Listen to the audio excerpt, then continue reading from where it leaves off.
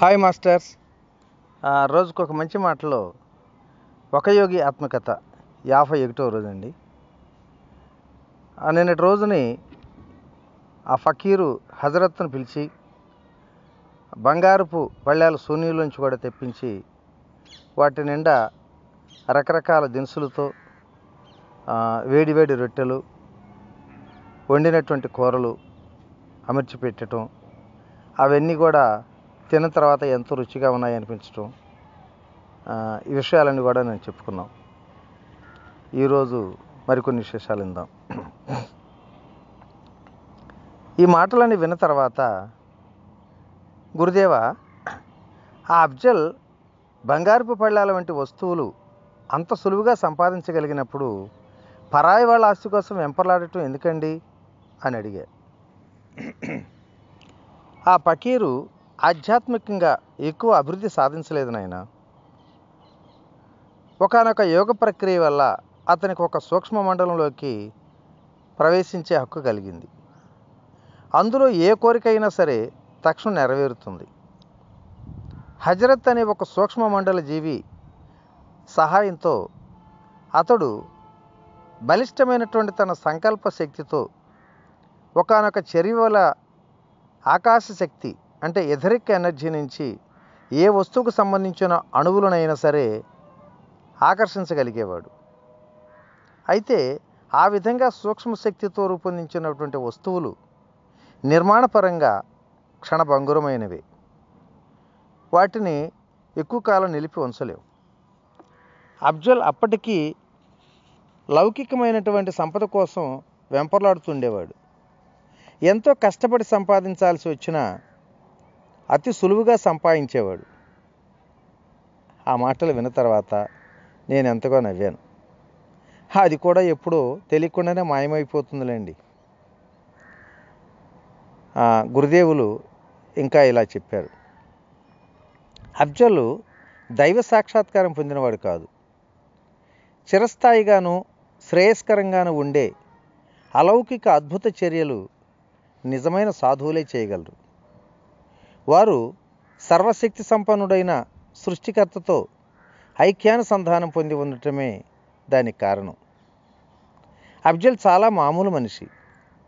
కానీ మానవులు సాధారణంగా చనిపోయిన తర్వాత కానీ ప్రవేశించలేని సూక్ష్మ మండలంలోకి చొచ్చుకుపోయే అసాధారణ శక్తి మాత్రం అతను కలిగి ఉంది. పరలోకానికి మనల్ని ఆకట్టుకునే లక్షణాలు కొన్ని ఉన్నాయన్న సంగతి మీ మాటలను బట్టి ఇప్పుడు అర్థమవుతుంది గురుదేవా అన్నాను. అవును నాయన. ఆనాటి తర్వాత మరెన్నడూ కూడా అఫ్జల్ నేను చూడలా. కానీ కొన్నేళ్లకు మా మిత్రుడు బాబు మా ఇంటికి వచ్చాడు. ఆ మహమ్మదీయుడు తన తప్పు ఒప్పుకుంటూ చేసినటువంటి బహిరంగ ప్రకటన ఒక పత్రికలో వచ్చయిందట. నాకు అది చూపిద్దామని తీసుకొచ్చాడు. అఫ్జల్ చిన్నతనంలోనే ఒక హిందూ గురువు దగ్గర ఉపదేశం పొందాడని చెప్పాను కదా, ఆ విషయాలు అందులోనే తెలిసాయి. ఆ పత్రికా ప్రకటనలో సారాంశం ఇలా ఉంది. అఫ్జల్ ఖాన్ అనే నేను పశ్చాత్తాప ప్రకటనగాను అలౌకికమైన అద్భుత చర్యలు చేసే శక్తులు సంపాదించాలని చూసే వాళ్ళందరికీ ఒక హెచ్చరికగాను ఈ మాటలు రాస్తున్నా. దేవుడి దయవల్ల, మా గురుదేవుల దయవల్ల నాకు సంక్రమించినటువంటి అద్భుత శక్తుల్ని చాలా ఏళ్ల పాటు నేను దుర్వినియోగం చేస్తూ వచ్చాను. అహంకారంతో మదించాను. సాధారణ నీతి నియమాలకు నేను అతీతుణ్ణని కూడా భావించాను. కానీ చివరికి నా అంతిమ న్యాయ నిర్ధారణ రోజు దగ్గర పడింది. ఒకరోజు కలకత్తా అవతల ఒక రోడ్డు మీద ఒక ముసలాయన తారసపడ్డాడు. ఆయన బాధగా కుంటుతూ నడుస్తున్నాడు. ఆయన చేతిలో బంగారం లాంటిది ఏదో మిలమిలా మెరుస్తుంది. నా మనసులో ఒక లోపం తలెత్తింది. వెంటనే ఆయనతో ఇలా అన్నా, నేను అఫ్జల్ ఖాన్ అనే గొప్ప ఫకీర్ని. నీ చేతిలో ఉన్నదేమిటి? నాకున్న వస్తు సంపద అంతా కూడా ఈ బంగారు గుండు ఒక్కటే నాయన. మీకేదైనా శక్తి ఉంటే నా కుంటితనం పోగొట్టమని మిమ్మల్ని వేడుకుంటున్నా అన్నాడు. వెంటనే నేను ఆ గుండు తాకి జవాబు చెప్పకుండా వెళ్ళిపోతున్నా. ఆ ముసలాయన కుంటుకుంటూ నా వెంట పడుతున్నాడు. కాసేపట్లో నా బంగారం పోయింది బాబోయ్ అంటూ అరవటం మొదలుపెట్టాడు. అయినా నేను అదేమీ పట్టించుకోకపోవటం వల్ల వెంటనే ఆయన హఠాత్తుగా నా ఎదురుగా వచ్చి గట్టిగా ఉరిమాడు. దుర్బల శరీరుడు అంత గట్టిగా అరవటం విడ్డూరమే అనిపించింది నాకు. గుర్తుపట్టలేదా నన్ను? ఆ మాటతో నోట మాట లేకుండా నిలబడిపోయారు. దుర్బలుడైన ఈ ముసలి కుంటివాడు చాలా సంవత్సరాల క్రిందట నాకు యోగ విద్య ఉపదేశించినటువంటి మహాయోగి అని చెప్పి తెలుసుకోగలిగాను. అయినా తరుణం మించిపోయాక గుర్తించినందుకు ఎంతగానో విచారించాను కూడా. ఆయన నిటారుగా నా ఎదురుగా నిలబడ్డాడు. తక్షణమే ఆయన శరీరం మంచి దృఢంగా గట్టితనంతో నిండినట్టుగా మారిపోయింది.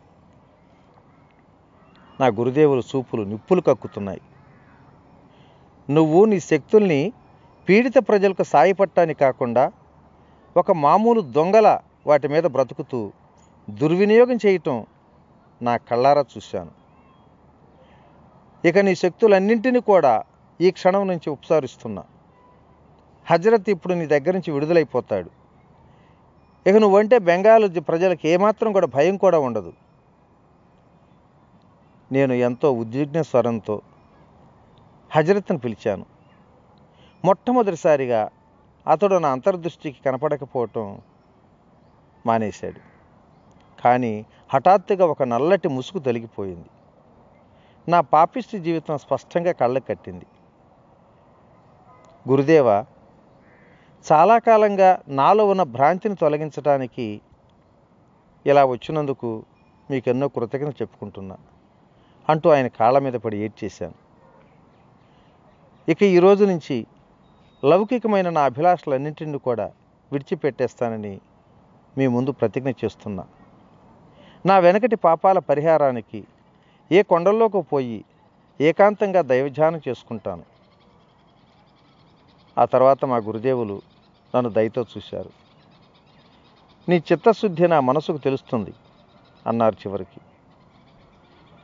నీ మొదటి రోజుల్లో నిశ్చల విధేయత వల్ల, ఇప్పటి నీ పశ్చాత్తాపం వల్ల ఈరోజు నీకు ఒక వరం ఇస్తా. నీ ఇతర శక్తులన్నీ కూడా ఇప్పుడు పోయాయి. కానీ నీకు తిండి గుడ్డ కావలసినప్పుడు మాత్రం హజరత్ను పిలిచి ఇమ్మంటే ఇప్పటికీ ఇస్తూనే ఉంటాడు.